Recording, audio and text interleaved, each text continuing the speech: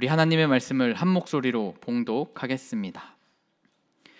나는 시온의 의가 빛같이 예루살렘의 구원의 횃불같이 나타나도록 시온을 위하여 잠잠하지 아니하며 예루살렘을 위하여 쉬지 아니할 것인즉 이방 나라들이 내 공의를 뭇 왕이 다 내 영광을 볼 것이요 너는 여호와의 입으로 정하실 새 이름으로 일컬음이 될 것이며 너는 또 여호와의 손이 아름다운 관 내 하나님의 손의 왕관이 될 것이라.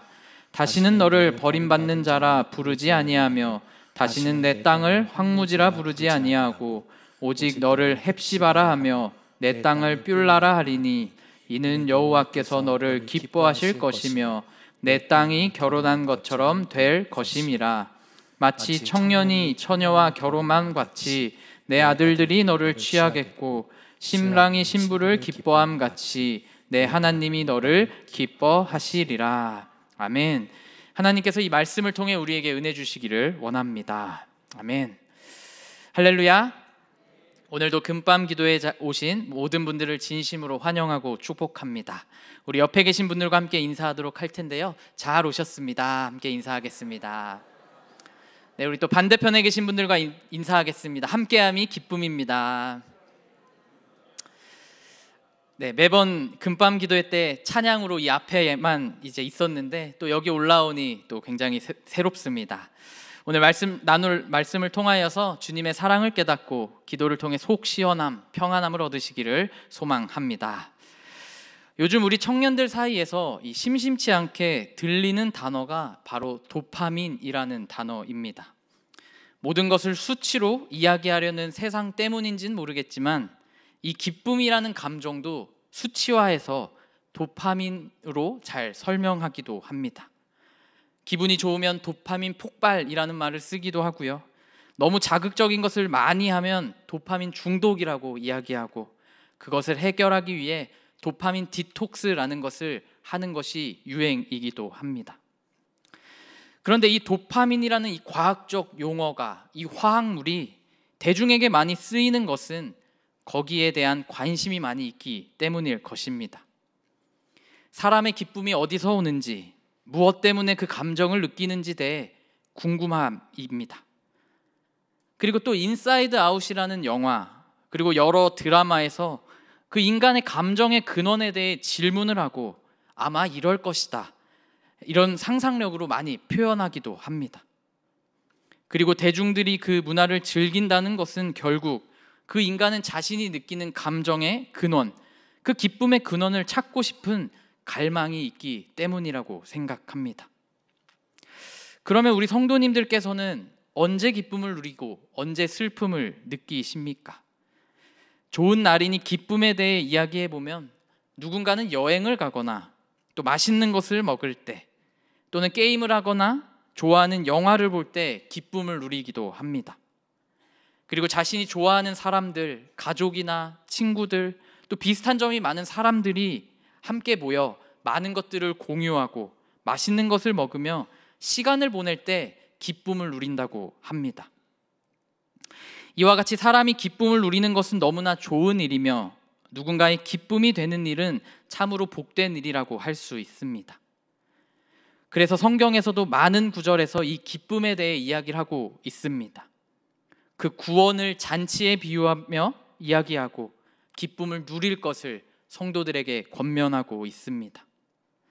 하나님과 연합하며 기쁨을 누리는 것, 이것이 구원이며 그것은 혼인잔치에 많이 비유되어 설명되는 것을 알 수 있습니다. 그래서 성경에서는 이 기쁨에 대해 너무나 많이 이야기하고 있고 기뻐하는 것이 하나님 아버지의 마음이라는 것을 우리는 알 수 있습니다. 그런데 이 교회의 분위기 때문인지 아니면 그쪽이 더 그리스도인답게 사는 것이라고 느껴져서인지 모르겠지만 생각보다 우리가 신앙생활을 하면서 기쁨보다는 예수 그리스도의 고난과 제자로 부르신 하나님의 말씀 앞에 순종하고 고난을 당할 것에 많이 생각하고 집중합니다. 물론 예수 그리스도의 십자가 사건에 대한 죄스러운 마음 때문이겠지만 거기에만 너무 집중하고 몰입한다는 것입니다. 물론 그 예수님의 고난에 동참하는 것, 십자가의 아픔이 내 아픔이 되는 것, 순종하는 것 너무나 중요합니다. 그리스도인이 가져야 하는 너무나 귀한 마음입니다. 그러나 그것만 강조되었을 때에는 기쁨이 없어지고 그보다는 두려움이 커지고 마치 하나님을 심판하시는 하나님, 혼내시는 하나님으로만 느낄 수 있다는 것입니다. 이전에 가부장적인 사회 분위기에서 하나님을 두려워하는 성도님들이 많이 있었는데요, 그런 하나님으로만 우리가 인식하게 된다는 것입니다. 그래서 제가 신대원에 다닐 때 동기 전도사님이 한 분 계셨는데요, 그 전도사님은 자신이 하나님 앞에 죄인이라는 그 생각에 사로잡혀 있는 분이었습니다. 나는 죄인이며 하나님 앞에 설 수 없는 죄인이다, 그런 생각으로 가득 차 있었던 것이죠. 물론 그 전도사님의 생각 맞는 말입니다. 우리는 하나님 앞에 죄인이며 감히 하나님 앞에 설 수 없는 죄를 짓는 죄인이 맞습니다. 그러나 거기에만 매몰되어 있다 보니 심판의 하나님, 혼내시는 하나님으로 주로 경험하게 되고 그가 전하는 메시지나 사역의 방향이 언제나 그쪽으로 치우친다는 것을 옆에서 지켜볼 수가 있었습니다. 그때 제가 느낀 개인적인 감정은 안타까움이었습니다. 하나님께서 우리가 얼마나 기쁨을 누리시기를 원하시는데 왜 그것을 알지 못할까? 그것을 알았으면 좋겠다는 마음이 있었던 것 같습니다. 이와 같이 성경은 하나님 안에서 기쁨을 누리는 것에 대해 말씀하고 있고 권면하고 있습니다. 아니, 심지어 명령하고 있습니다. 왜냐하면 하나님께서 우리를 향한 마음은 우리가 기뻐함을 누리길 원하시기 때문입니다. 비록 고난이 있더라도 그 고난 뒤에 있을 영광, 그 영광을 통한 기쁨을 우리 모두가 누리기를 원하신다는 것입니다. 그래서 많은 성경에서 항상 기뻐하라고 말씀하고 있고 고난 중에도 기뻐할 것을 말씀하시고 여호와로 인해 즐거워할 것을 강조하고 있습니다. 그리고 하나님께서만 유일한 기쁨의 근원 되시며 세상이 줄 수 없는 기쁨 되신다는 것, 오직 여호와께서만, 하나님께서만 그 기쁨을 주실 수 있다는 것을 말씀하고 있습니다. 그런데 더 안타까운 것은 세상 사람들은 그것을 알지 못한다는 것입니다. 그리고 그 기쁨을 다른 곳에서 채우기 위해 노력합니다. 아까 서두에 말씀드린 그 도파민, 그것은 내성이 생기기 때문에 계속해서 더 큰 자극을 원하게 됩니다. 더 큰 자극을 원하다가 중독되기도 하고요, 웬만한 자극으로는 이제 즐겁지 않기에 또 다른 자극적인 것을 찾기 위해 애쓰는 악순환이 계속된다는 것입니다. 이 코로나 팬데믹 이후에 회복될 줄 알았던 영화 산업이 아직도 회복되지 않는 것은 많은 이유가 있겠지만 그중 하나가 대다수의 사람이 짧은 영상에 익숙해져 있기 때문이라고 합니다. 이 쇼츠라고 하는 1분 미만의 영상을 사람들은 요즘 주로 시청하고요, 그래서 이제는 아예 1분 미만으로 계속 반복되는 드라마나 영화가 나올 정도로 그 산업이 발달하고 있을 정도로 그 분야가 뜨고 있다고 합니다. 그런데 아이러니한 것은 그 1분 미만으로 나오는 영상을 계속 보다 보면 한두 시간이 금방 지나간다는 것을 뒤늦게 깨닫게 됩니다. 계속해서 그 사용자가 원하는 류의 영상을 제공하고요, 재미가 없으면 바로 넘겨버리면 되기 때문에 시간 가는 줄 모르고 그것을 보게 된다는 것입니다. 비단 영상뿐만이 아닙니다. 여전히 중독에 관한 문제는 사회적으로 많은 문제를 야기하고요, 이제는 마약이라는 것이 우리 삶과 동떨어진 이야기가 아니라는 것은 너무나 잘 아실 것입니다. 중독에 관한 문제, 마약에 관한 문제 등이 기쁨을 다른 곳에서 찾고자 하는 그 마음, 채워지지 않는 기쁨을 채우기 위해 노력하지만 채워지지 않는 그것 때문에 일어나는 사회적 문제입니다. 그래서 이 기쁨의 근원이 어디에 있는지, 어디서 우리가 참된 기쁨을 누릴 수 있는지 아는 것은 너무나 중요합니다. 그리고 성경에서는 그 기쁨의 근원은 오직 하나님에게만 있음을 이야기하고 있는 것입니다. 그렇다면 다시 한번 여쭤보고 싶습니다. 성도님들은 언제 기뻐하십니까? 오늘 본문을 보면 하나님의 기쁨인 성도의 삶에 대해 기록하고 있습니다. 이사야 62장은 대예언서인 이사야서의 후반부인데요. 대략적으로 이사야 56장부터 이사야서의 후반부라고 할 수 있습니다. 56장부터는 만물을 새롭게 하시는 하나님에 대해 소개하고 있고요. 특별히 60장부터 66장까지는 추방된 이스라엘 백성들이 귀환하며 그 이후에 있을 영광에 대해 노래하고 있다는 것을 기록하고 있습니다. 그래서 이사야서 60장부터는 너무나 잘 아시는 내용들이 많이 등장합니다. 먼저 60장부터 시작된 그 회복의 메시지, 이스라엘에 대한 소망, 하나님의 영광이 가득해 해와 달이 필요 없은 그런 세상, 어떠한 죄악도 없고 이스라엘로 많은 사람들이 몰려들 것이라는 그 희망을 담은 메시지를 전하고 있습니다. 그리고 61장에서는 예수님께서 누가복음에서 사역 선언을 시작하시면서 인용하셨던 그 본문, 가난한 자에게 아름다운 소식을 전하며 그 말씀을 통하여서 이스라엘의 회복, 가난하고 소외된 자들의 회복에 대해 말씀하고 있습니다. 그리고 오늘 함께 읽은 62장에서도 그 회복의 메시지는 이어지는데요. 한 구절씩 한번 살펴보도록 하겠습니다. 가장 먼저 이 저자는 시온의 의가 빛같이, 예루살렘의 구원이 횃불같이 나타나도록 이라고 표현합니다. 시온은 말 그대로 예루살렘 남서쪽에 있는 한 산의 이름인데요, 통상적으로는 예루살렘을 뜻하기도 합니다. 그리고 이제는 그 의미가 더욱 확장되어 이스라엘 전체를 말하기도 합니다. 그리고 구약에서는 하나님의 통치가 이루어지는 세상을 뜻하는 비유적 표현으로도 많이 사용되는데, 그 표현이라면 이 시온을 하나님 나라라고도 우리는 볼 수 있는 것입니다. 왜냐하면 결국 그 하나님 나라가 하나님께서 통치하시는, 하나님의 통치가 이루어지는 나라이기 때문입니다. 그 시온의 의가 빛같이, 구원이 횃불같이 나타난다고 지금 말씀하고 있는 것입니다. 다들 잘 아시겠지만 이 성경에서 빛이란 구원을 상징합니다. 또한 이 횃불이라는 것은 빛을 동반하며 따뜻함을 허락하기도 합니다. 횃불에서 발하는 빛을 통해 어둠이 물러가고, 그로 인해 사람들이 길을 찾고, 또 불의 그 따뜻함으로 통해 생명을 누릴 수 있기 때문입니다. 빛의 역할, 세상을 볼 수 있게 하며 세상을 따뜻하게 하는 역할을 하게 되는데, 그 예루살렘의 의와 구원이 빛과 같이 이 세상에 나타나 세상을 구원한다 지금 말씀하고 있습니다. 그런데 그 말씀이 그냥 이루어지는 것이 아니라 빛같이, 횃불같이 나타나도록 시온을 위하여 하나님께서 잠잠하지 아니하시고 예루살렘을 위해서 쉬지 않겠다고 지금 약속하고 계시는 것입니다.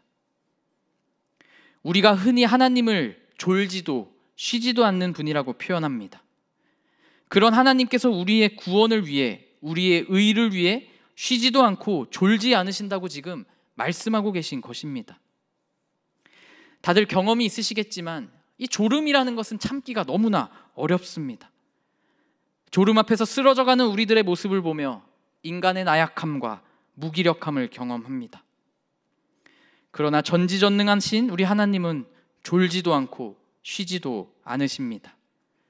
전지전능하심으로 계속해서 일하신다는 것입니다. 우리의 의를 위해, 우리의 구원을 위해 일하시는 하나님, 그런 하나님이 우리의 하나님이어서 너무나 다행입니다. 그런 하나님께서 우리를 위하여 잠잠하지 아니하시고 우리를 위해 쉬지 않겠다고 다시 한번 말씀하고 계십니다. 하나님께서는 이 세상을 만들어 놓고 알아서 돌아가도록 멀리 서서 팔짱 끼고 지켜보고 계시는 분이 아닙니다. 지금도 역사하고 계시고 구원을 이루시는 분이며 우리의 삶을 인도하고 계시고 우리를 보호하고 계시는 분이십니다. 우리는 그 하나님의 인도하심과 보호하심이 없다면 단 1분 1초도 살아갈 수 없는 존재임을 깨닫고 오직 하나님만 구하며 하나님만 바라보며 살아야 할 것입니다.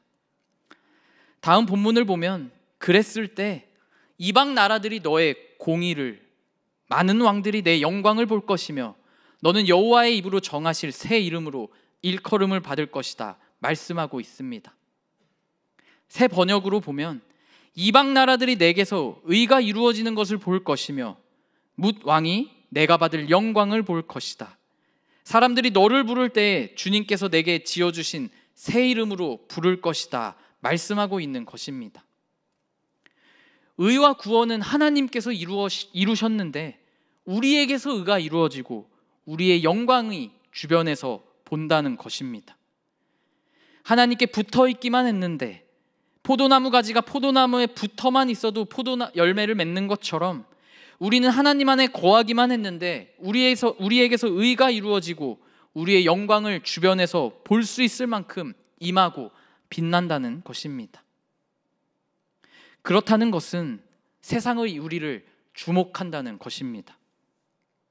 캄캄한 밤 바다에 작은 등대가 주목받듯이, 동굴의 작은 촛불 하나가 어둠을 밝히듯이 어둡디 어두운 이 세상 속에서 우리 성도들은 밝게 빛날 것이며 주목받는다는 것입니다. 너무나 잘 보인다는 것이고요, 그것은 또 다른 우리에게 불편함을 주기도 한다는 것입니다. 왜냐하면 이 어두운 세상 가운데서 세상 사람들은 밝게 빛나는 우리들을 언제나 주목할 것이며 지켜볼 것입니다. 아무리 세상 속에서 기독교가 반감이 있고 더 이상 기독교를 긍정적으로 보지 않더라도 우리는 여전히 빛나기 때문에 우리를 주목합니다. 그리고 우리가 어떻게 살아가는지 지켜봅니다. 어두울수록 빛이 밝게 보이는 우리는 세상이 어둡게 빛날수록 밝게 빛나고 주위에서 우리를 계속해서 지켜본다는 것입니다.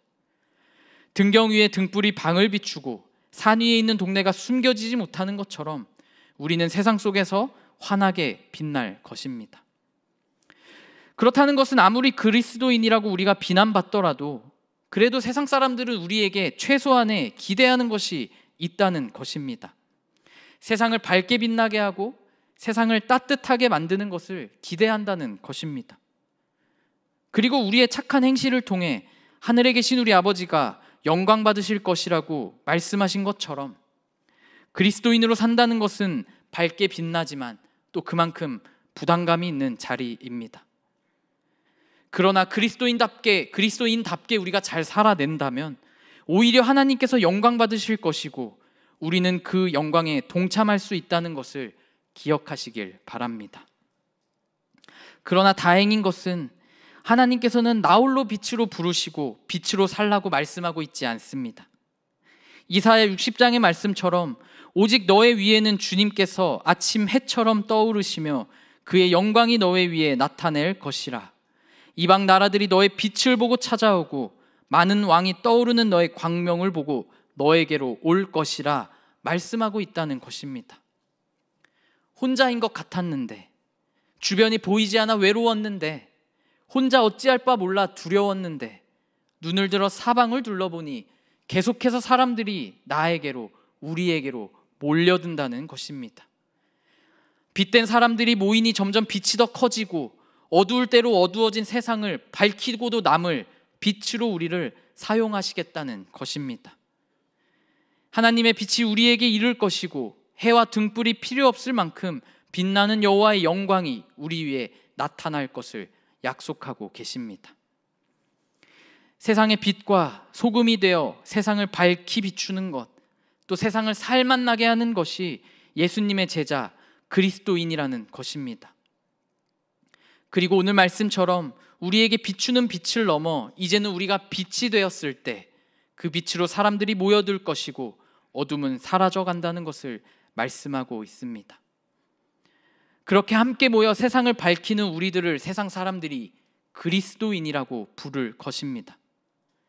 그 이름은 주님께서 주신 새 이름이라고 할 수 있습니다. 비록 지금은 세상 사람들에게 좋은 의미로 불리진 않겠지만 그것과 상관없이 우리에게 주어진 그리스도인이라는 그 이름은 거룩한 이름입니다. 이전에는 죄를 향해 가던 삶을 돌이켜 이제는 예수님을 믿는 삶, 예수님의 뜻대로 살아가는 삶, 세례를 받으며 다짐했던 것처럼 이제 나는 완전히 죽고 오직 예수 그리스도로 예수님의 마음으로 살겠다는 다짐과 고백이 이 그리스도인이라는 이름 안에 담겨 있는 것입니다. 성령과 믿음이 충만한 사람 바나바가 사울과 함께 안디옥에서 1년간 머물면서 많은 무리를 가르쳤고 그들이 비로소 그리스도인이라 일컬음을 받은 것처럼 그 이름은 영광의 이름이요 세상이 감당하지 못할 이름이 될 것입니다. 그리고 그렇게 새 이름을 덧입은 우리들을 하나님께서는 기뻐하실 것입니다. 버림받았다고 생각하는 유대인들에게 다시는 버림받은 자라 부르지 아니하고 수많은 침략으로 황폐해진 그 땅을 이제는 황무지로 부르지 아니하시겠다 말씀하신 것처럼 우리를 버리지 않으시고 우리를 회복시켜 주신다는 그 하나님의 약속, 거기에 그치지 않고 우리를 헵시바라, 우리를 뷸라라 불러주시는데, 이는 여전히 하나님께서 우리를 기뻐하실 것이며 신랑과 신부가 결혼한 것처럼 하나됨 같이 우리도 하나님과의 깊은 연합, 하나됨을 이루실 것이라고 약속하고 계십니다. 아까도 잠깐 말씀드렸지만 성경은 혼인의, 결혼의 이야기로 가득합니다. 아담과 하와의 혼인을 시작으로 요한계시록의 어린 양의 혼인 잔치까지 성경은 혼인의 이야기로 끝이 납니다. 혼인이란 하나님과 성도의 깊은 연합을 이야기하며 잔치는 기쁨의 대명사를 이야기합니다. 결국 하나님과 성도 간의 깊은 연합으로 기뻐하는 것, 그것이 성경에서 계속해서 강조하고 이야기하고 있다는 것입니다. 마지막 5절을 보면 그런 하나님께서 신랑이 신부를 기뻐함 같이 너를 기뻐하시리라 말씀하고 있습니다. 너는 내 기쁨이란다. 너는 나의 행복이란다. 말씀하고 계시는 것입니다. 하나님의 눈에는 우리들이 실수하고 넘어지더라도 여전히 우리는 하나님의 자녀이며 하나님의 형상으로 지음받은 존재라는 것입니다. 그 하나님이 원하시는 대로 하나님을 닮아 살아가는 존재, 그렇게 살기 위해 노력하는 존재로서 하나님의 기쁨이며 하나님의 즐거움이 된다는 것입니다. 그래서 우리 이 시간 우리 옆에 계신 분들을 함께 축복했으면 좋겠습니다. 당신은 하나님의 기쁨입니다. 당신은 우리의 기쁨입니다. 우리 모두는 하나님께서 직접 태초 전부터 놀라운 계획을 갖고 계신 기쁨이자 걸작품입니다. 그래서 우리 한 번 더 옆에 분들과 인사하겠습니다. 당신은 하나님의 걸작품입니다. 맞습니다. 우리는 하나님께서 하나밖에 없는 아들을 내어주시면서까지 사랑하시고 기뻐하시는 존재들입니다. 그런 우리가 다른 사람을 미워할 자격이 없으며 다른 사람을 사랑할 수밖에 없는 것입니다. 흔한 어떤 드라마의 명대사처럼 우리가 지금 서로 사랑할 시간도 없는데 미워할 시간이 어디 있겠습니까? 라는 마음으로 우리 모두 하나님의 자랑스러운 걸작품이자 하나님의 사랑스러운 기쁨인데 어떻게 우리가 서로 미워하며 살 수 있겠습니까? 고백한다는 것입니다. 우리 모두 하나님의 사랑스러운 기쁨이라는 것을 기억하며 서로 사랑하고 배려함으로 하나님의 그 자녀됨을 누리셨으면 좋겠습니다. 사랑하는 염산교회 성도 여러분, 우리는 하나님의 기쁨이며 하나님의 사랑받는 자녀들입니다. 우리 모두 하나님 아버지께 나의 아픔을 내어놓고 나의 슬픔을 내어놓았을 때 우리보다 우리를 더 잘 아시는 하나님께서, 문제보다 더 크신 하나님께서, 쉬지 않고 졸지 않으시는 하나님께서 우리의 슬픔과 고통에 응답하여 주시고 위로하여 주시고 함께하여 주실 것입니다. 우리 모두 하나님의 기쁨 되어 삶의 모든 순간을 주님께 내어드리는 귀한 성도들이 될 수 있기를 소망합니다. 함께 기도하겠습니다.